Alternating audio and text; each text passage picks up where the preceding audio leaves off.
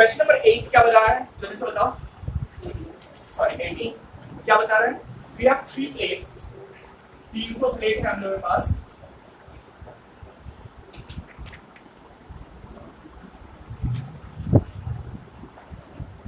And these 3 plates have charges Q1, Q2, Q3, Q4 and Q5, Q6 respectively on them, and these distances are D1 and D2। ठीक है, ये दिया हुआ है, यहाँ पर बोला हुआ है कि plate B is given a charge equal to 60 microcoulomb. Plate B को 60 माइक्रोकूलम चार्ज दिया हुआ है, ठीक है। उसके कारण ये सारा Q1, Q2, Q3, Q4, Q5, Q6 produce हो रहा है। सो हम लोग को ये Q1, Q2, Q3, Q4, Q5, Q6 का वैल्यूज निकालना है। एंड में मेंशन किया हुआ है कि D1 by D2 का रेशियो जो है वो कितना दिया हुआ है, 2 दिया हुआ है। और एक बहुत इंपॉर्टेंट चीज मेंशन किया हुआ है कि A और C जो है वो कनेक्टेड है। ये प्लेट A है, ये प्लेट B है और ये प्लेट C है। A और C जो है वो कनेक्टेड है, ठीक है। अच्छा, अब पहला कंसेप्ट को ध्यान से, जब भी ऐसे मल्टीपल प्लेट्स रहता है, obviously you can think of them as capacitors, ठीक है। Now the most important part is whenever they are not connected to an external circuit, मतलब कोई एक्सटर्नल बैटरी से कनेक्टेड नहीं है, मतलब charges are static, charges are at rest. जब भी ऐसे मल्टीपल प्लेट्स एक के बाद दूसरा रहता है, ऑलवेज आउटर मोस्ट जो 2 प्लेट्स है उसमें जो 2 चार्जेस होगा वो ऑलवेज इक्वल होगा, मतलब Q1 और Q6 का वैल्यू ऑलवेज इक्वल होंगे, और वो उसका वैल्यू होगा sum of the charges on all the plates divided by 2। हाँ, बिकॉज वो चार्ज इक्वली डिस्ट्रीब्यूट होने का कोशिश करता है according to the induction taking place. But obviously a very important and obvious thing is ये दोनों को कांटेक्ट में रहना। अगर ये कांटेक्ट में नहीं रहता है तब नहीं, ये कांटेक्ट में होगा तो भी चार्ज डिस्ट्रीब्यूट होगा, डिस्ट्रीब्यूट होने दोनों वैल्यू सेम बना लेंगे एक दूसरे को, ठीक है। So write this down, whenever some consecutive plates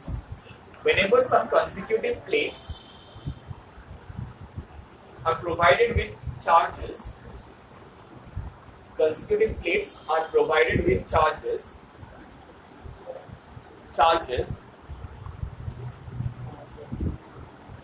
the outer surface of extreme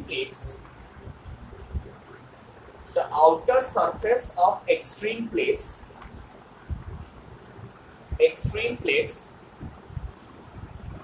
have equal charges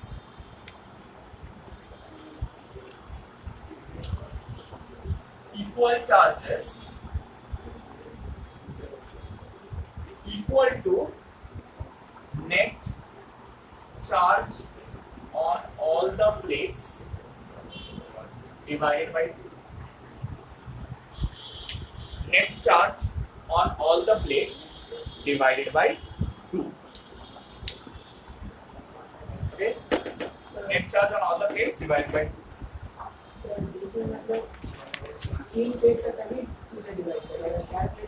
तो सब नहीं डिवाइड बाय 2 ही होगा। हाँ, 4 प्लेट 5 प्लेट 2 भी हो, सिर्फ आउटर प्लेट्स कनेक्टेड होना चाहिए, अदरवाइज नहीं होगा। आउटर प्लेट्स कनेक्ट नहीं करेंगे तो नहीं, हाँ कनेक्ट करना पड़ेगा, कनेक्ट नहीं करेंगे तो नहीं। अच्छा, अब मुझे एक चीज बताओ, इंपॉर्टेंट चीज, यहाँ पर टोटल कितना चार्ज है तीनों प्लेट मिला के? नहीं, total magnitude, value of charge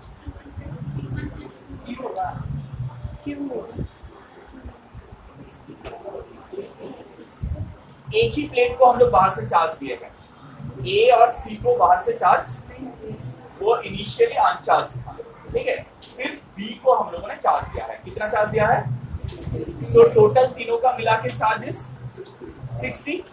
so this will be 0 plus 60 plus 0 by 2 microcoulomb, that is 30 microcoulomb.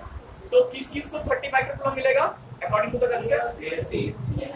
नहीं, A और C को नहीं, Q1 और Q6 को। Q1 और Q6 दोनों का वैल्यू होगा 30 माइक्रोकूलम। A और C का देखो, read the lines clearly. Outer plates, outer surface of the plates, extreme plates. जो extreme plates है उसका outer surface को equal charges मिलेंगे। So therefore Q1 equal to Q6 equal to this expression. हो गया? हाँ या ना? Alright? अच्छा, अब एक important चीज, these two plates are forming a capacitor situation. So उसका inner surface is always equal and opposite charges रहेंगे। मतलब Q2 is equal to minus Q3 and Q4 is equal to, ठीक है? Why? Because of induction. Because of induction. Inner surface में कोई भी capacitor forming plates के बीच में, मतलब कोई भी कंसेक्यूटिव प्लेट्स के इनर सरफेस में इक्वल एंड ऑपोजिट चार्जेस हैं। क्लियर? अब देखो Q1 Q6 निकल गया ना, हमने पास कितना वेरिएबल्स है? 4 तो वेरिएबल्स है।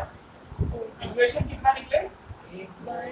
2, बस 2 इक्वेशन है, वो तो सॉल्व हो गया ना। Q1 Q6 दोनों 30 माइक्रोकूलम सॉल्व हो गया। 2 इक्वेशन निकला है, और भी हम लोगों को 2 इक्वेशन चाहिए टू सॉल्व इट। ठीक है? क्या कहां से मिल जाएगा 2 इक्वेशन? D1 D2 को यूज करना पड़ेगा। कैसे यूज करेंगे?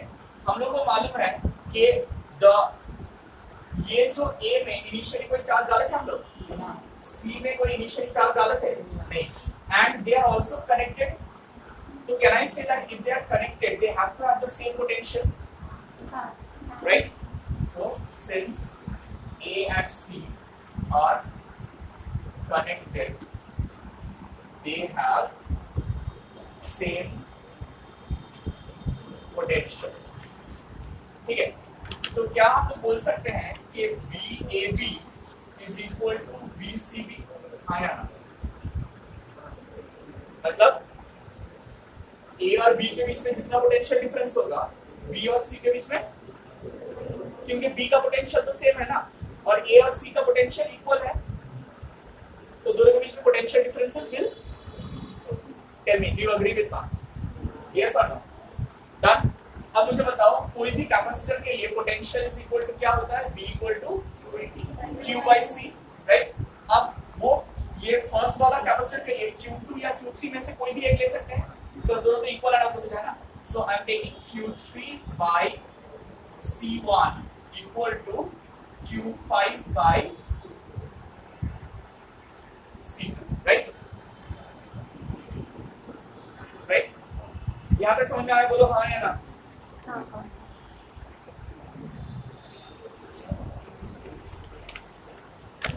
अच्छा, यहाँ कहीं पर मेंशन नहीं किया हुआ है, but you can assume the plates to be identical in size. Identical in size मतलब एरिया सबका सेम है। तो अगर एरिया सेम है तो हम लोग इसको Q3 by C1 को epsilon not A by D1 बोल सकते हैं, और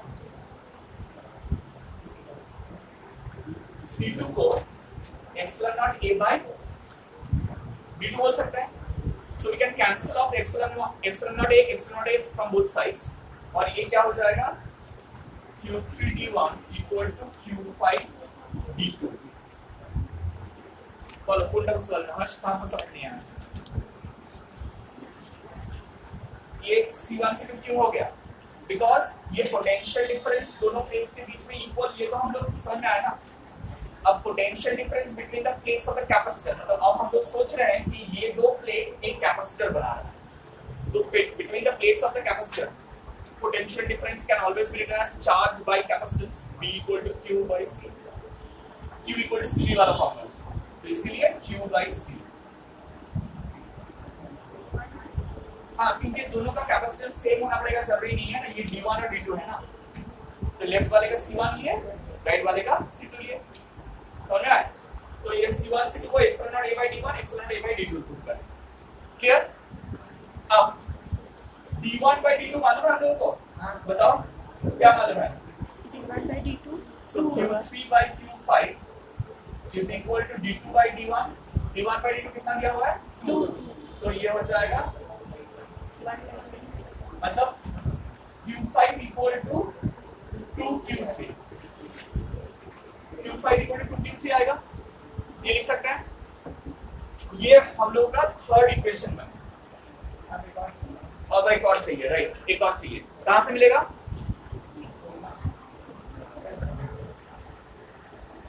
टोटल कितना चार्ज दिए थे उसके ऊपर, और दो पार्ट में डिवाइड हुआ है, तो can I say Q3 plus Q4 equal to 60 microcoulomb,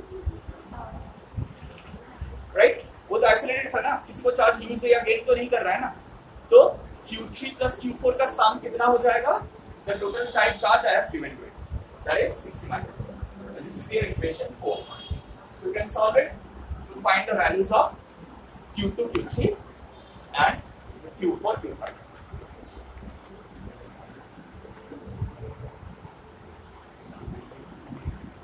હવે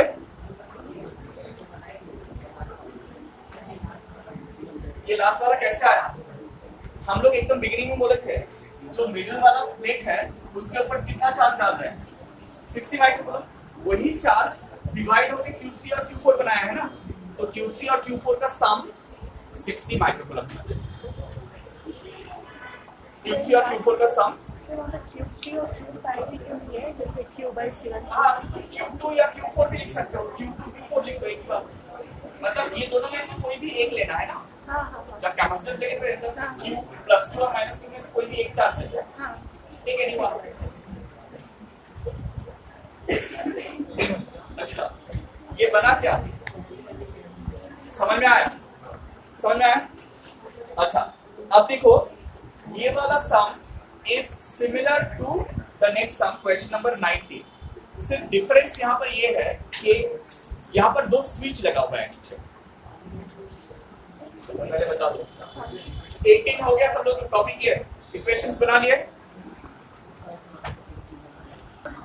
well, now look at question number 19. It says that there are two plates and the first plate A is given a charge of 100 microcoulomb and the second plate B is given a charge of 60 microcoulomb. ठीक है? Now they are asking you to find out the values of Q1, Q2, Q3 and Q4. So you have done it already. I just mark out the equations.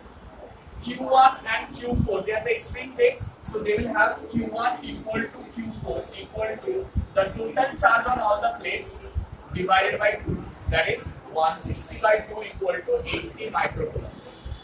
Q2 is equal to minus Q3 because they are inside charges, so they will be due to the induction equal and opposite. And also the two equations we get Q1 plus Q2 is equal to 100 and Q3 plus Q4 is equal to 60. Alright, so solving all these equations you get Q2 equal to कितना 20 microcoulomb and Q4 equal to Q3 equal to minus 20 microcoulomb। यहाँ तक समझ में आया हम लोग को? अब सेकेंड पार्ट बोल रहे हैं कि हम लोग फर्स्ट वाला कैपेसिटर जो है ना उसको अर्थ कर दे रहे हैं। ये पार्ट ए था, पार्ट बी में बोल रहे हैं कि फर्स्ट वाला प्लेट को अर्थ कर दे। So you know what, whenever earthing is done वो प्लेट का पोटेंशियल जीरो हो जाता है। ठीक है, ठीक है। और एक इंपॉर्टेंट चीज है, अगर वो प्लेट का पोटेंशियल जीरो हो जाता है इसका मतलब क्या उसके ऊपर चार्ज भी जीरो हो जाना चाहिए? उसके ऊपर चार्ज जीरो होना पड़ेगा ऐसा कोई जरूरी नहीं है, चार्ज नॉन जीरो हो सकता है। ठीक है, क्यों? क्योंकि वो स्फेरिकल कंडक्टर नहीं है। स्फेरिकल कंडक्टर का पोटेंशियल जीरो होगा तो उसका सरफेस में चार्ज जीरो होगा। ठीक है, लेकिन यहाँ पर कोई भी, this is a basic concept, listen to it very carefully. ये एक मिसकंसेप्शन सब में रहता है कि कोई कंडक्टर में अगर नॉन जीरो चार्ज है मतलब उसका पोटेंशियल कभी जीरो नहीं हो सकता है। ये दिस इज अ मिसकंसेप्शन। क्यों? क्योंकि पोटेंशियल जो है ना that can get influenced by the near by objects. Near by object से भी पोटेंशियल इन्फ्लुएंस्ड होता है, इसीलिए कोई भी एक ऑब्जेक्ट में पोटेंशियल जीरो है मतलब उसके ऊपर चार्ज भी जीरो होना ही पड़ेगा ऐसा कोई जरूरी नहीं है। तो यहाँ पर क्या हो जाएगा, थोड़ा ध्यान से सुनो। Can you see these charges Q1, Q2, Q3 and Q4? देख रहे हैं तुम लोग? इसमें Q2 और Q3 जो है they are exactly equal and opposite, So they are basically attracting each other and they are bound charges. Bound charges मतलब which will not leave the system if it is arced. जो free charges होते हैं वो always system को छोड़ देता है, जैसे ही कनेक्ट करते हैं हम लोग आपके के साथ फ्री चार्जेस सारा निकल जाता है, गेट्स न्यूट्रलाइज्ड। तो यहाँ पर फ्री चार्जेस है Q1 and Q4। So obviously Q4 का तो भागने का कोई जगह नहीं है, लेकिन Q1 क्या करेगा? Q1 यहाँ पर नहीं रहेगा, मतलब आउटर सरफेस में वो चार्ज क्या कर देगा? जीरो कर देगा। अगर ये Q1 बंदा जीरो हो गया तो Q4 क्या करेगा?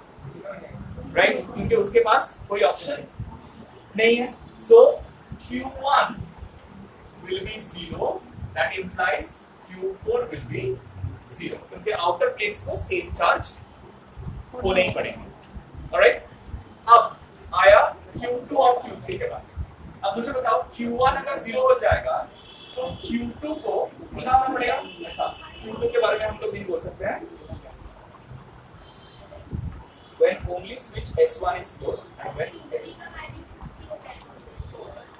हाँ Q4 0 हो जाएगा तो इसमें हम लोग चार्ज कंजर्वेशन प्रिंसिपल लगा सकते हैं, क्योंकि ये आइसोलेटेड प्लेट है। So since B is isolated, that implies Q3 plus Q4 has to be 60 microcoulomb. So Q4 अगर 0 है तो Q3 plus 0 equal to 60 microcoulomb, मतलब Q3 will be equal to 60 microcoulomb। अब बताओ मुझे Q3 अगर 60 microcoulomb होगा तो Q2 को कितना होना पड़ेगा? Because that is because of induction. Q2 is equal to minus of Q3, which is minus 60 microcoulomb। Clear? और जब दोनों प्लेट को ही अर्थ कर देंगे तब कोई बहाना नहीं बचा, सारा चार्ज निकल जाएगा, क्योंकि दो प्लेट्स के बीच में पोटेंशियल भी जीरो, डिफरेंस भी जीरो होगा और इंडिविजुअल पोटेंशियल भी जीरो होगा, इसलिए all the charges will get released. So option C में, पार्ट सी में Q1 equal to Q2 equal to Q3 equal to Q4 0 when both the charges, both the plates are क्या किए? When both the plates are when both plates are arced.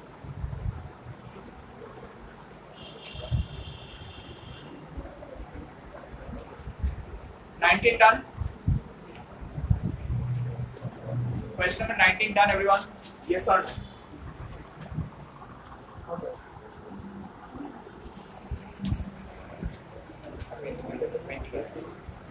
Nineteen done, everyone? Amar, who are 19? Simon 19 होएगा से? Neha? Question number 20.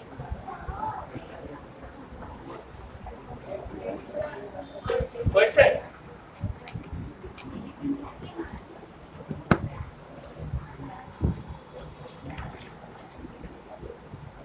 जल्दी से बताओ question number 20 क्या होगा? बहुत इजी क्वेश्चन है, क्विकली। क्वेश्चन नंबर 20 क्या बता रहा है? A conductor is an extreme case of dielectric. Since if an electric field is applied to a conductor, charges are free to move within the conductor to set up induced charges.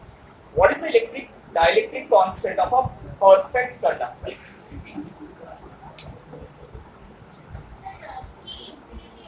क्यों?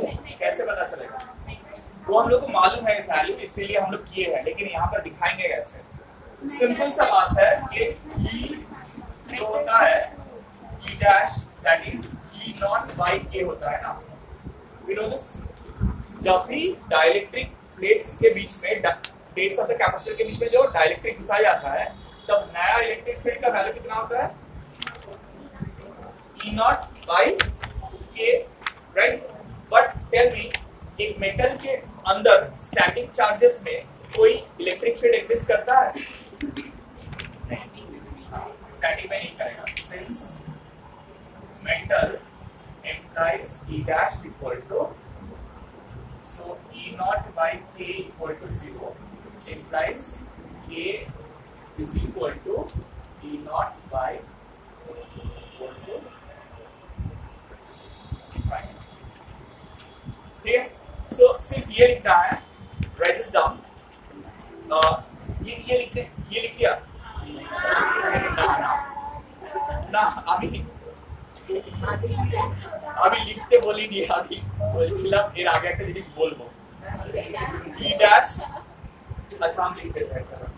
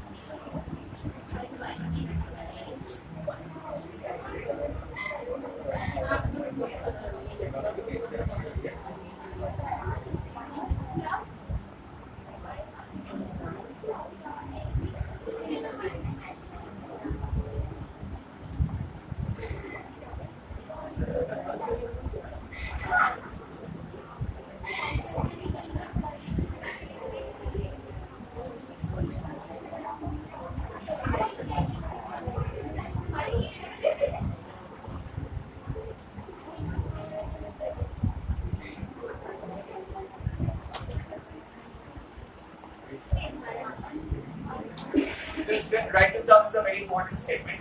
For static charge, electric field inside a conductor is zero. Conductor is zero, and that's why E dash is zero. ठीक है?